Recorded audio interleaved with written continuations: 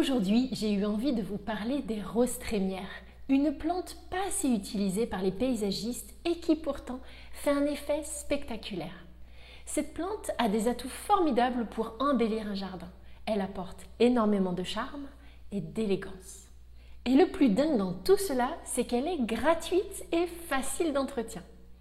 Juste avant de vous parler des roses trémières, je voulais vous remercier d'être toujours plus nombreux à suivre Aménager son jardin. Chaque abonnement aide à nous propager sur YouTube et contribue à aménager toujours plus de beaux jardins. Alors, n'oubliez pas de vous abonner. Les atouts des roses trémières pour embellir votre jardin.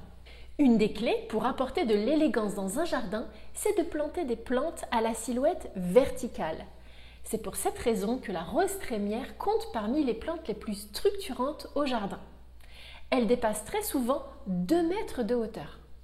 En plus de son port élancé, ses feuilles sont joliment découpées et ses fleurs particulièrement délicates. C'est une plante intemporelle qui a le charme des jardins anciens.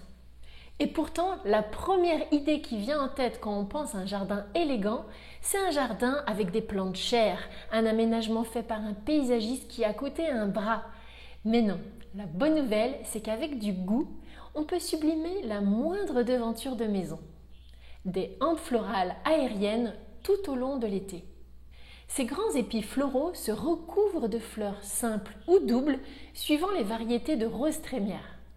Ce qui est formidable, c'est que la rose trémière fleurit tout l'été pendant plusieurs mois, de juin à septembre souvent, soit 4 mois en fleurs tout de même.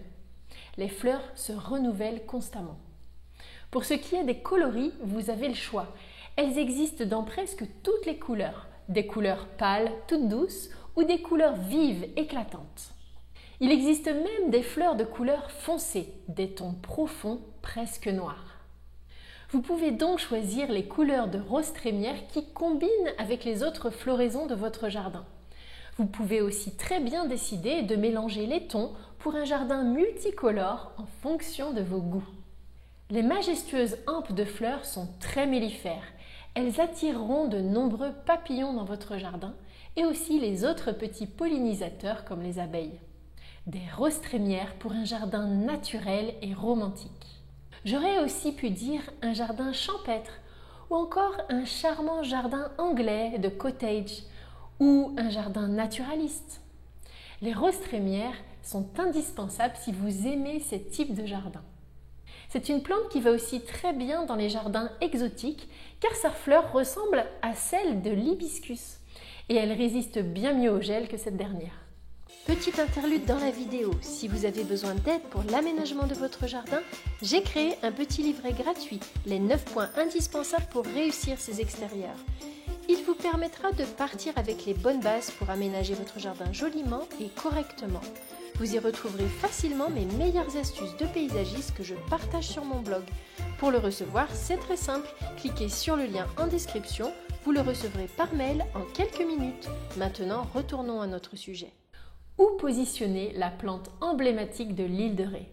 Devant les murs et les façades. C'est une plante qui est particulièrement mise en valeur devant un mur, une clôture et aussi devant la façade de votre maison. Cette vivace est devenue l'un des symboles de l'île de Ré où elle apporte un chic fou à toutes les petites maisons aux devantures simples. Ne la plantez juste pas devant la fenêtre et les volets, vu sa taille. Cette grande plante habillera les murs, elle apportera de la gaieté et du naturel. Elle intégrera très bien les constructions au reste du jardin. Les murs et les façades ont l'avantage de protéger les roses trémières du vent qui peut casser ces grandes tiges de fleurs. À positionner dans les jardins abrités. Ce n'est pas pour autant que vous devez installer des roses trémières que devant les murs. Mais si vous avez un jardin relativement abrité des vents, vous pouvez très bien en planter aussi au milieu ou à l'arrière d'un massif. Il est possible dans ce cas de tutorer chaque tige, côté trottoir ou au pied des arbres aussi. Ce sont d'autres utilisations des roses trémières, les planter donc à côté des trottoirs si vous avez une maison de ville. Elle peut pousser dans la moindre brèche de terre entre votre façade et le trottoir. C'est également une excellente plante à planter au pied des arbres. Fleurissez le pied des arbres de la ville dans votre rue.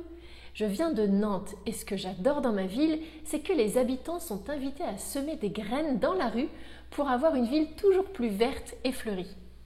Au pied des haies persistantes. Si vous avez une haie persistante et monotone dans votre jardin, plantez des roses trémières au pied. Cela l'égaiera et changera le décor pendant plusieurs mois.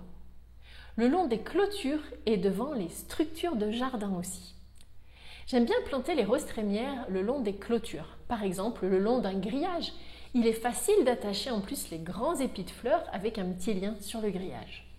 Et elle ira parfaitement bien aussi devant les claustras, devant une clôture en ganivelle aussi. Et devant un cabanon de jardin, au pied d'un récupérateur d'eau, d'un jacuzzi, d'une piscine semi-enterrée pour habiller, vous savez, les contours. Plantez-la dans des bandes étroites ou dans des massifs larges. Ce qui est bien, c'est qu'elle prend peu de largeur, 30 à 40 cm de large maximum. Vous pouvez donc soit faire une bande de plantes peu large, ou autrement la planter dans un massif qui est plus large. Elle sera alors mise en valeur proche de plantes aux bords arrondis comme des buis, des véroniques, des pittosporums ou encore un tapis de graminées basses. Récoltez et semez gratuitement des roses trémières. Les roses trémières sont des plantes vivaces qui se ressèment naturellement chaque année. Le pied mère meurt ou pas suivant votre région et au pied du pied mère poussent des rejetons. L'avantage des roses trémières, c'est que ce sont des plantes généreuses par leur beauté, mais aussi par la quantité de graines qu'elles produisent. Plantez un pied dans votre jardin et vous pourrez en récolter les graines à la fin de l'été. Si vous n'avez pas de roses trémières chez vous, permettez-vous d'en récolter alors lors de vos balades. Si vous avez un coloris en tête, vous voulez par exemple des roses trémières pourpre foncé. Le plus simple dans ce cas-là, c'est de les commander sur Internet. Ou alors, il faudra repérer le pied mère de la couleur de votre choix avant d'en récolter les graines. Vous pouvez aussi en acheter au rayon vivace des jardineries. Son nom latin, c'est Alcea rosea. Puis le nom de la variété derrière ce mot latin. Pour la récolte, attendez que les graines soient bien sèches sur la plante. Les capsules doivent commencer à s'ouvrir. Les petites graines plates et rondes sont mûres quand elles sont de couleur marron. N'attendez pas trop longtemps quand même avant de les récolter, car les graines risquent d'être mangées par les insectes. Après, le mieux, c'est de les conserver dans une enveloppe au sec. Vous pourrez les semer au printemps qui suit, de mars à mai. Si votre terre est argileuse, mélangez un peu de sable à votre terre et plantez-y vos graines en les espaçant de 15 cm environ. Arrosez régulièrement jusqu'à ce qu'elles germent. Entretien facile de cette belle vivace tout-terrain.